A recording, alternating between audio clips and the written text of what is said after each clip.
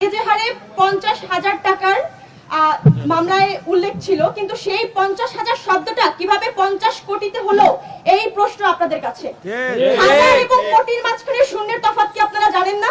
লজ্জা লজ্জা। সেম আমরা দেখেছি কিভাবে মিডিয়া ট্রায়ালের মাধ্যমে তাহরিমার চরিত্র হরণ করার চেষ্টা করা হয়েছে এবং জুলাই গণঅভ্যুত্থানের কর্মকাণ্ডকে নিয়ে সেটা আমাদের গর্বের বিষয়। আমরা জুলাই গণঅভ্যুত্থানে যেভাবে ভূমিকা রেখেছি, যেভাবে অংশগ্রহণ করেছি এবং যেভাবে দেশ থেকে ফ্যাসিস্টকে বিতাড়িত করেছি, সেটা নিঃসন্দেহে আমাদের এক গর্ব মনোনীত হচ্ছে ইতিহাস।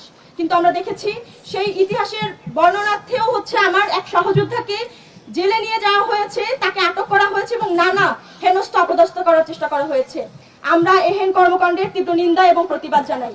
আমরা বারবার স্মরণ করে দিতে চাই, আপনারা যারা জুলাইয়ের উপরে আঘাত হেনে আমাদের জুলাই যোদ্ধাদেরকে বারবার বিভাজিত করার চেষ্টা করছেন এবং দুর্বল ভেবে তাদেরকে আঘাত করছেন, আপনাদের এই ছোট ছোট প্রতিটি আঘাত আমাদেরকে আরো অনেক বেশি শক্ত এবং দৃঢ় এবং মনোবল গড়ে তুলতে সাহায্য করছে। এবং আপনাদের এই আঘাতের ফলেই আমরা বারবার জুলাই যোদ্ধারা দলমত নির্বিশেষে একত্রিত হয়ে আমাদের শক্তিকে আবারও বারবার আপনাদের সামনে জানান দিচ্ছি।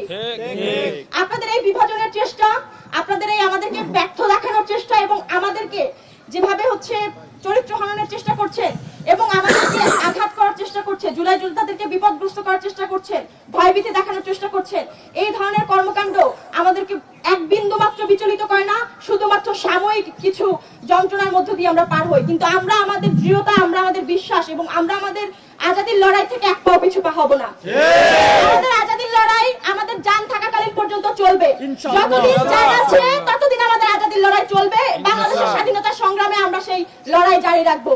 কিন্তু আপনারা যারা ভাবছেন বারবার আমাদেরকে প্রশ্নবিদ্ধ করে, এভাবে সমস্যায় ফেলে, জর্জরিত করে আমাদেরকে এই লড়াই থেকে পিছু পা করছেন, আপনারা বোকার স্বর্গে বাস করছেন। আমরা বারবার বলতে চাই, হাদি ভাইয়ের ভাষায় বলতে চাই, আমরা আজাদির লড়াইকে জারি রেখে আমরা মৃত্যুর তামান্না নিয়েই এই পৃথিবীতে পা রেখেছি।